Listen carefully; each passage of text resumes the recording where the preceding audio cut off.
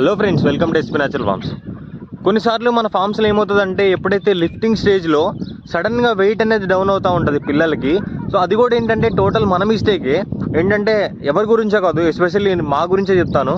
So మా ఫామ్లో ఏం జరిగిందంటే ఎట్లాగో 1.3 1.4 వచ్చాయి అని చెప్పేసి మేమైతే ఫీడ్ చాలా వరకు తగ్గించేసాము. అంటే న్యాచురల్ ఫీడ్ ఇద్దామని చెప్పేసి గ్రాస్ ఇవ్వడం కానీ, లేకపోతే మనం వెజిటేబుల్స్ ఇవ్వడం కానీ ఇదంతా జరిగింది. దీనివల్ల ఏమైందంటే ఒక 2-3 డేస్లోనే మనకి చాలా అంటే చాలా డిఫరెన్స్ వచ్చింది. ఏదైతే 1.4 1.3 ఉన్న కోడి 1.2 1.1 వచ్చింది. అంటే నియర్లీ ఎంత 100 నుంచి 200 గ్రామ్స్ అయితే తగ్గడం జరిగింది. సో ఎప్పుడైనా సరే లిఫ్టింగ్ స్టేజ్లో దయచేసి ఎటువంటి ఫీడ్ అంటే బియ్యం వాడటం కానీ, నూకలు వాడటం కానీ ఇట్లాంటివి అయితే చేయకండి. అండ్ ఫీడ్ ఏదైతే కంపెనీ ఫీడ్ వాడతారో రెగ్యులర్గా ఎప్పుడైతే లిఫ్టింగ్ స్టేజ్ వరకు వాడతారో అదే క్వాంటిటీలో అయితే ఇవ్వండి. సో అది క్వాంటిటీ తగ్గడం వల్ల చాలా వరకు అట్లా కూడా మనకి లాస్ వచ్చే ఛాన్స్ ఉంటుంది.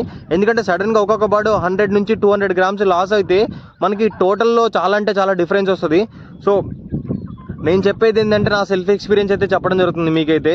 మీ దాంట్లో ఎవరైనా కొత్త ఫార్మర్స్ ఉన్నా సరే, కొత్తగా ఫార్మ్స్ రన్ చేసే వాళ్ళు ఉన్నా సరే ఇదైతే మైండ్లో పెట్టుకోండి.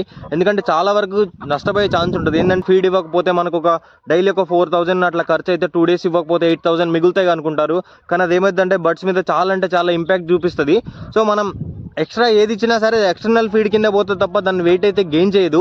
ఏంటంటే జస్ట్ నార్మల్గా ప్రోటీన్స్ అందడానికి కానీ, లేకపోతే వాటిలో హ్యూమినిటీ పవర్ పెంచడానికి కానీ ఇట్లాంటివి పనికొస్తాయి తప్ప వెయిట్ గెయిన్ చేసే పనులు అయితే అవ్వదు. చాలా టైం పడుతుంది. సో వెయిట్ గెయిన్ అవ్వాలంటే అంటే కోడ్ అనేది స్ట్రాంగ్ అవుతుంది తప్ప వెయిట్ గెయినింగ్ అయితే తక్కువ ఉంటుంది. సో ఇది ఎవరైనా కొత్త ఫార్మర్స్ ఉంటే వాళ్ళకైతే షేర్ చేయండి, చాలా వరకు అయితే యూజ్ అవుతుంది. So thank you guys.